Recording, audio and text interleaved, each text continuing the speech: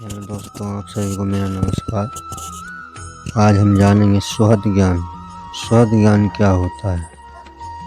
गुरुदेव के मुखारबिंद से निकले हुए शब्द हमारे लिए बहुत लाभकारी है। सुहद ज्ञान के बारे में सद्गुरु श्री स्वरूपानंद जी महाराज ने किस प्रकार से दर्शाया है, आज हम जानेंगे। हे भक्त, सुहद ज्ञान के रहस्य से बढ़कर कोई इष्ट देव नहीं है। जो योगी सुहद ज्ञान में गमन है, वही परम योगी माना जाता है।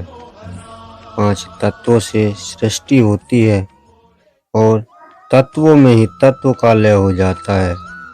5 तत्व ही परम श्रेष्ठ हैं, उनसे पर ही निर्जान निरंकार ब्रह्म है।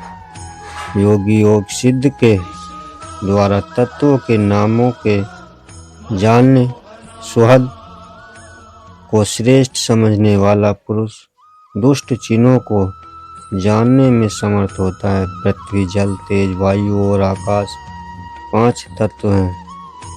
इनसे युक्त विश्व को जो जानता है वह पूजित होता है। सभी भोगों में वास करने वाले जीवों के शरीरों में तत्व की भिन्नता नहीं, परंतु भूतलोक में सत्यलोक परिवर्तन होता है। प्राणियों में नाड़ी का पृथक पृथक भेद मिलता है। इस प्रकार चराचर जगत में व्यापक 8 प्रकार के प्राण विद्यमान हैं। हे भक्तों, सुहद से परे कोई अन्य ज्ञान नहीं है। दोनों अंगूठों को कानों में, दोनों नासापुटों में, दोनों मध्य उंगलियों को और मुख के प्रांत भाग तथा नेत्रों में हाथों की शेष उंगलियों को लगावे। इस प्रकार करने से पृथ्वी आदि तत्वों का क्रम पूर्वक ज्ञान होता है। पृथ्वी पीत, जल श्वेत, अग्नि लाल, वायु श्याम और आकाश त्रिवर्ण दिखाई देता है। दर्पण में देखता हुआ श्वास का त्याग करे और विद्वान पुरुष आकर देखकर ही तत्व के भेद को जान ले। यदि चकोर, अर्धचंद्राकार, त्रिकोण, वर्तुलाकार, बिंदु आकार दिखाई दे तो उसे आकाश तत्व का लक्षण समझना चाहिए। मध्य में भूमि, नीचे जल, ऊपर की ओर अग्नि और तिरछा प्रवाह वायु का होता है।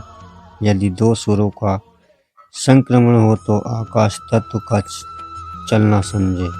जल का वर्ण श्वेत, पृथ्वी का पीला, अग्नि का लाल, वायु का नीला और आकाश का स्वर्ण मिश्रित वर्ण होता है। दोनों कंधों में अग्नि तत्व, नाभि में मूल, मूल में वायु तत्व, जानु प्रदेश में पृथ्वी तथा 5 तत्व के अंतिम भाग में जल तत्व और मस्तक में आकाश तत्व रहता है। पृथ्वी का स्वाद मधुर, जल का फैसला, अग्नि का तीक्ष्ण, वायु का खट्टा और आकाश का कौवा होता है।